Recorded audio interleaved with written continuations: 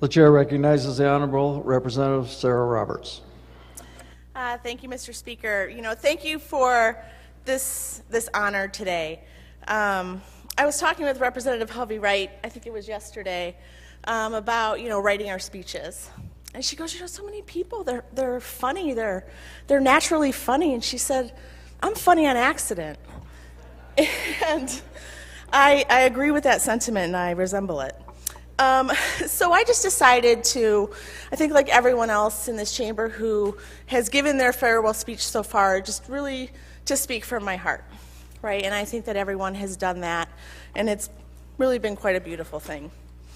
So this is my second farewell speech.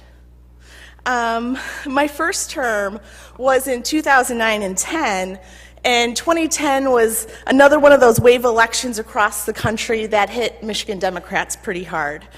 We went from a 67 majority to a 47 minority, and my seat was included in that loss. So I stood before this body to give my first farewell speech, but with entirely different members. And now I'm the only current Democratic caucus member who knew what it was like to serve in the majority.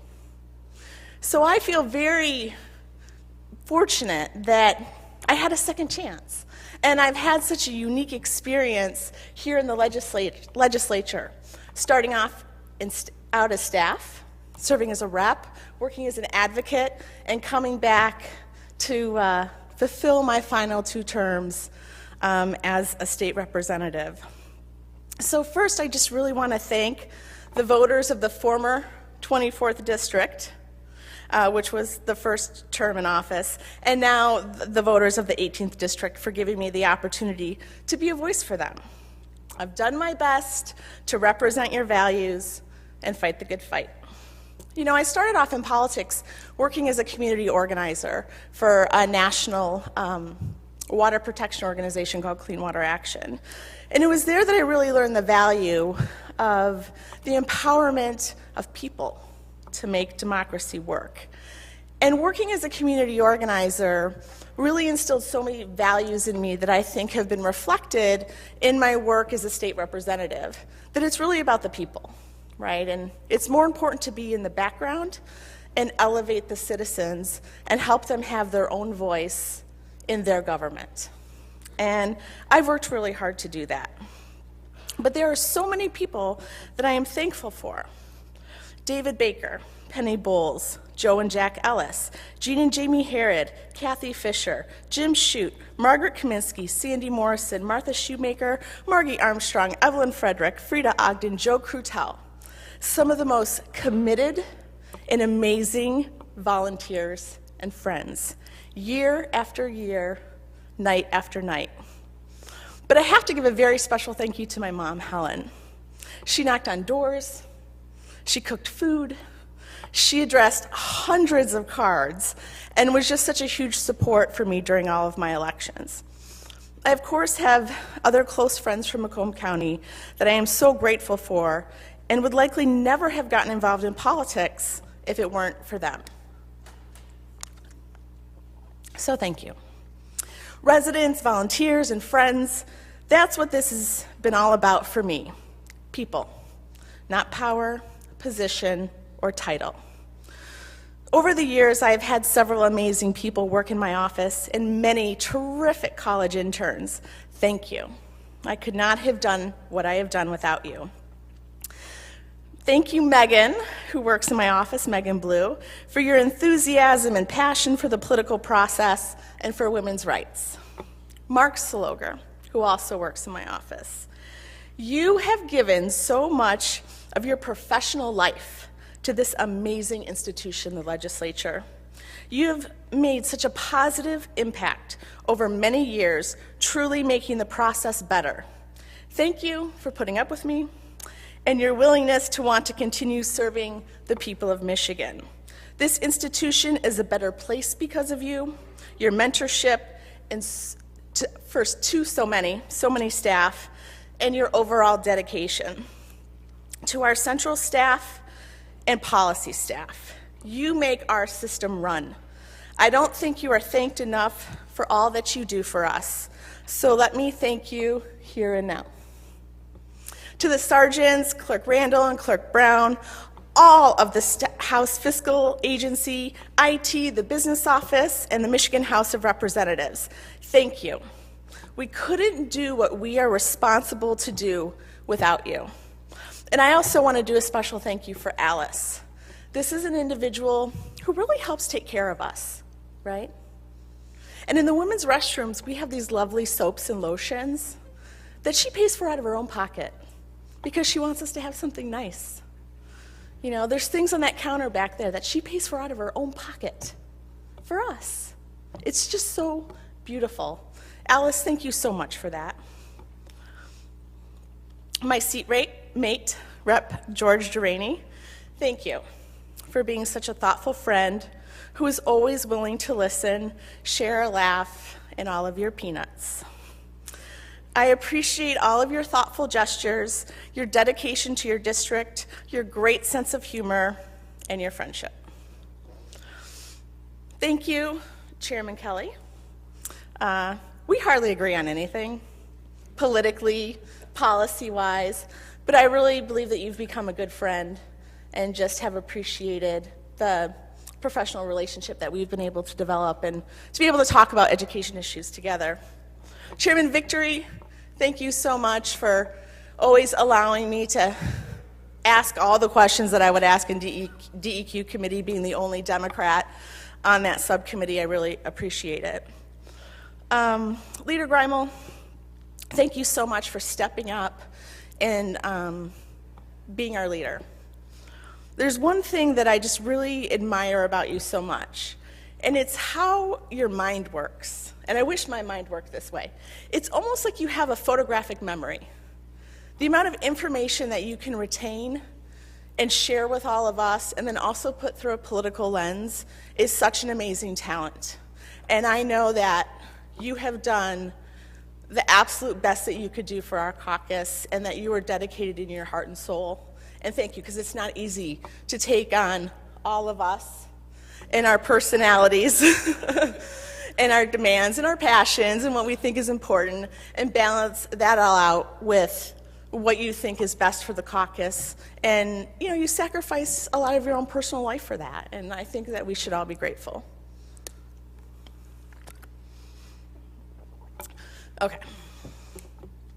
So lately I've been thinking a lot about gratitude. How fortunate I am to have all the things that I have in my life. Not material things, but people, experiences, challenges, and the chance to really do whatever I set my mind to.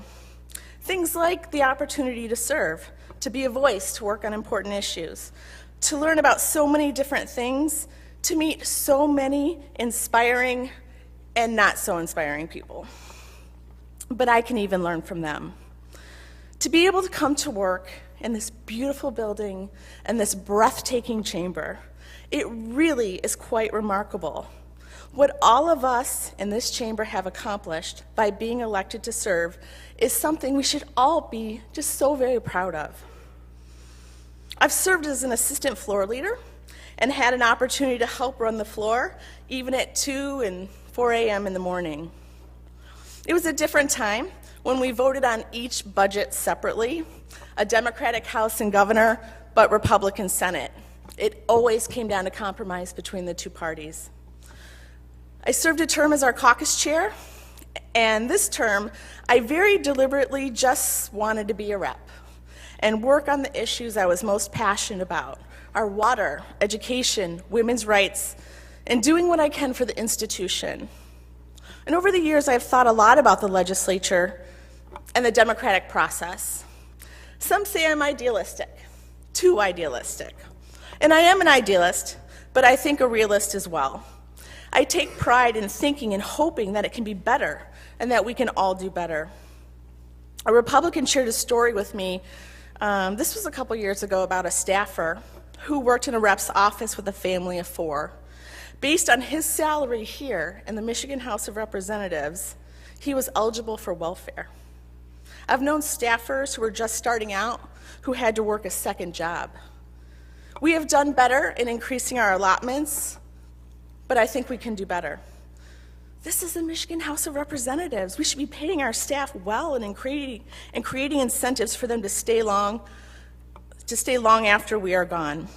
I believe the institution needs that. More consistency and institutional knowledge. We don't have enough long-term staff or depth of experience. And I just really wish that when it came to our allotments, which we all have to admit are a little bit political in nature, right? I mean, the majority party always gets more. The Democrats did it too. But if there was some way to separate out that salary for our staff, because I really think they deserve it, and the institution deserves it. Now, maybe I've been a little too naive about the institution. I want it to be about the people, but from my experience, it is too much about power and money, control. Power to make the decisions, how to spend the money, how to make the other side hurt. Let's be honest. Both sides have done it and desire it. I believe and hope that one day we can do better. We can be okay with more inclusion and compromise. And I think we're better than creating Band-Aids in education instead of a broad-based approach. Choice and charters have directly impacted the financial stability of other school districts. The legislature should look at enrollment, number of school districts, where, and how many students, how well they're doing, and why. I think we're better than just simply dissolving school districts without the parents whose children were impacted, without involving them. I think we're better than making it more difficult for women to get the health care services that they need. I think we're better than what happened in Flint, the thousands of children who will be impacted. And these children were failed by government at all levels. I think we're better than what I see as a constant attack on teachers and union members, hardworking taxpayers who live all throughout our state in every single one of our districts. I think we're better than finding protesters because someone doesn't like what they have to say or what they represent. I think we're better than making it more difficult for people to vote instead of making it easier to register and to participate in our and their democracy. I think we're better than appointing emergency managers and CEOs and taking away the voice of the local elected officials. I think we're better than taking away our citizens' right to petition their government by abusing a provision and putting an appropriation in a bill.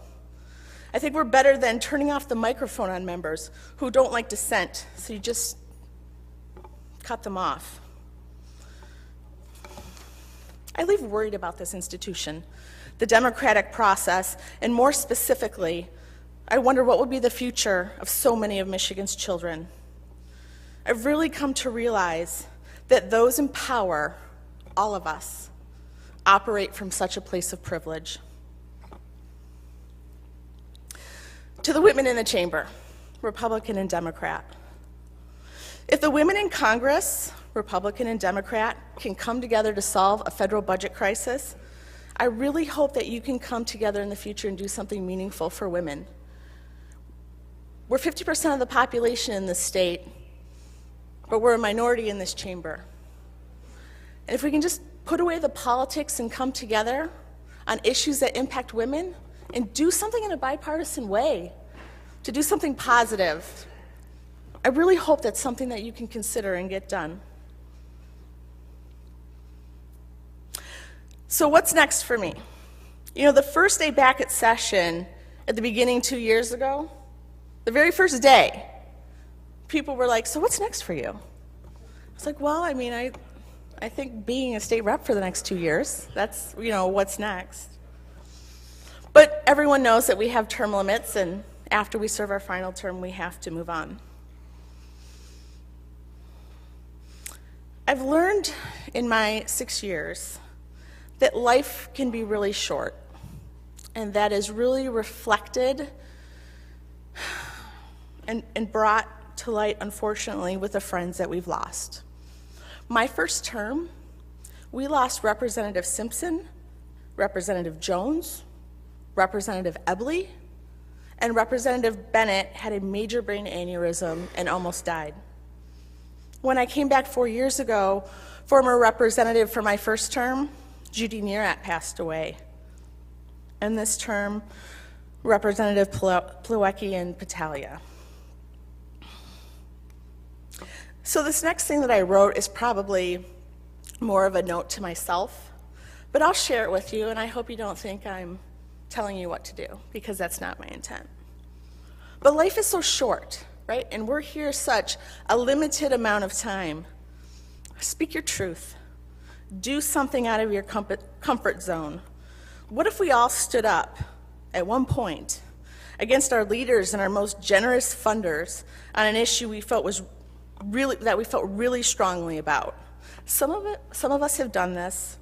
I have on occasion, but collectively we don't do it enough. And we relent and we say, that's the way the system works. We determine how the system works if we collectively believe it can be better. So I just want to tell you a little bit about my adventure. I'm leaving January 3rd. I'm going to Bali, Indonesia, and I've bought a one-way ticket. My house is for sale, and I've sold many of my possessions. And I've heard from a lot of people that I shared this story with, I can never do that. And I want to assure you, you can. Take a chance. Do something that you never thought that you could do or that you always wanted to do. Because life could be really short, and we don't have much of an opportunity. And I think far too often, too many of us say at some point in our life, I wish I would have done that. Let's do it. So I'm going to end with a quote from one of my sheroes. Freedom means the right of people to assemble, organize, and debate openly. It means respecting the views of those who may disagree with the views of their government. It means not taking citizens away from their loved ones and jailing them, mistreating them, or denying them their freedom or dignity because of the peaceful expression of their ideas and opinions. Hillary Clinton. Thank you. Thank you, Representative Roberts.